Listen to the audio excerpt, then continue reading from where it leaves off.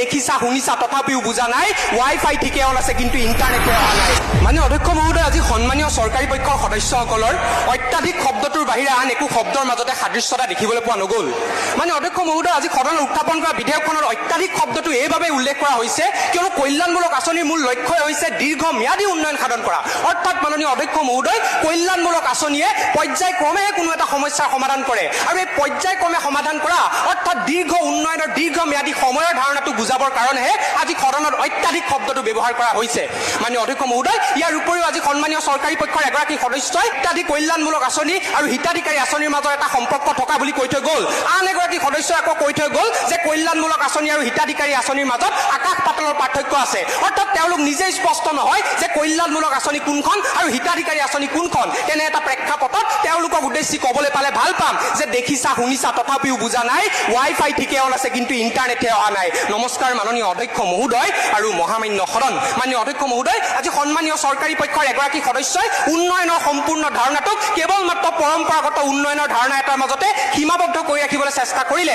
অৰ্থাৎ যদি আন্তঃগাঁথনি নিৰ্মাণ কৰা হৈছে বিনিয়োগৰ ব্যৱস্থা কৰা হৈছে তেতিয়াহে উন্নয়ন হৈছে কিন্তু মাননীয় অধ্যক্ষ মহোদয় বৰ্তমান সময়ত উন্নয়নৰ সম্পূৰ্ণ ধাৰণাটো পৰিৱৰ্তন হোৱা দেখিবলৈ পোৱা গৈছে অমৰ্ত্য সেনে তেখেতৰ বিখ্যাত গ্ৰন্থ ডেভেলপমেণ্ট এজ ফ্ৰীডমত স্পষ্ট ভাষাৰে উল্লেখ কৰিছে যে এখন ৰাষ্ট্ৰৰ উন্নয়ন তেতিয়াহে নিশ্চিত কৰিব পৰা যাব যেতিয়া সেই ৰাষ্ট্ৰখনে শিক্ষা আৰু স্বাস্থ্য খণ্ডৰ দৰে সামাজিক খণ্ডসমূহৰ ওপৰত গুৰুত্ব প্ৰদান কৰিব আৰু এই সামাজিক খণ্ডৰ ওপৰত গুৰুত্ব প্ৰদান কৰাৰ আটাইতকৈ ফলপ্ৰসূ মাধ্যমবিধে হৈছে কল্যাণমূলক আঁচনি অৰ্থাৎ মাননীয় অধ্যক্ষ মহোদয় কল্যাণমূলক আঁচনিয়ে কোনো নিৰ্ভৰশীলতা সংস্কৃতিৰ সৃষ্টি কৰা নাই ইয়াৰ বিপৰীতে ই নিঅ' ডেভেলপমেণ্ট অৰ্থাৎ নব্য উন্নয়নৰ ধাৰণাটোকে নিশ্চিত কৰিছে আৰু আজি এইবোৰ কথা তেওঁলোকে স্পষ্ট নকৰি কোনে ক'ত ভীমকল খাইছে জাহাজী কল খাইছে সেইবোৰ কথাতে তেওঁলোক আজি সীমাবদ্ধ থাকিলে ইয়াৰ উপৰিও মাননীয় অধ্যক্ষ মহোদয় আজি সদনৰ উত্থাপন কৰা বিধেয়কখনত থকা কল্যাণমূলক আঁচনিৰ ধাৰণাটো ডিচেন্ট্ৰেলাইজেশ্যন অৰ্থাৎ বিকেন্দ্ৰীকৰণৰ ধাৰণা এটাৰ ওপৰত প্ৰতিষ্ঠিত হৈ আছে অৰ্থাৎ মাননীয় অধ্যক্ষ মহোদয় যিকোনো এখন কল্যাণমূলক আঁচনিক তেতিয়াহে বাস্তৱ ক্ষেত্ৰত ৰূপায়ণ কৰিব পৰা যাব যেতিয়া সেই কল্যাণমূলক আঁচনিখনক স্থানীয় চৰকাৰ অথবা গাঁও পঞ্চায়তে ৰূপায়ণ কৰিব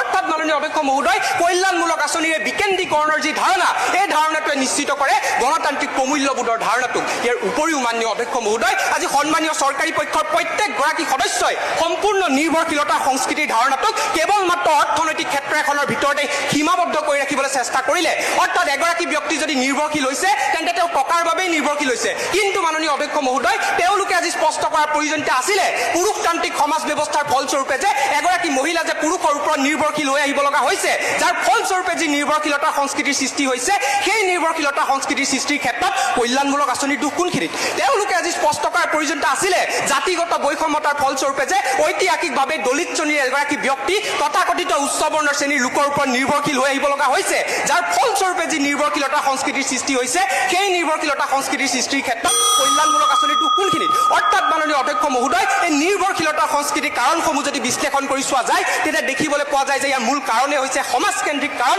আৰু জটিল সমাজ ব্যৱস্থা আৰু এই জটিল সমাজ ব্যৱস্থাক পৰিৱৰ্তন কৰাৰ আটাইতকৈ উল্লেখযোগ্য মাধ্যম হিচাপে বিবেচিত হৈছে কল্যাণমূলক আঁচনি কিয়নো মাননীয় অধ্যক্ষ মহোদয় 2005 চনত যেতিয়া MGNREGA আঁচনিৰ ব্যৱস্থা কৰা হৈছিলে তাৰ জৰিয়তে 7 কোটিতকৈ অধিক সংখ্যক লোকক কৰ্মসংস্থাপন দিব পৰা গৈছিলে যেতিয়া 2014 চনত বেটি বচাও বেটি পঢ়াও আঁচনিৰ আৰম্ভণি কৰা হৈছিলে তাৰ জৰিয়তে 81% মহিলা শিক্ষাৰ অংশগ্ৰহণৰ হাৰ বৃদ্ধি কৰিব পৰা গৈছিলে অৰ্থাৎ মাননীয় অধ্যক্ষ মহোদয় কল্যাণমূলক আঁচনিৰ ধাৰণাটো হৈছে নব্য উন্নয়নৰ ধাৰণা কল্যাণমূলক আঁচনিৰ ধাৰণাটো হৈছে সমাজ পৰিৱৰ্তনৰ ধাৰণা আৰু কল্যাণমূলক আঁচনিৰ ধাৰণাটো হৈছে গণতান্ত্ৰিক প্ৰমূল্যবোধৰ ধাৰণা কেইটামান বাক্যত যদি এই কল্যাণমূলক আঁচনিৰ সম্পূৰ্ণ ধাৰণাটোক ব্যাখ্যা কৰিবলৈ যাওঁ কিছু দিব লাগে কিছু ল'ব লাগে জিন যাবলৈ হ'লে মিলিব লাগে মিলাব লাগে ৰবীন্দ্ৰ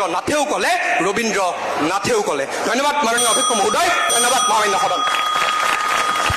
Thank you.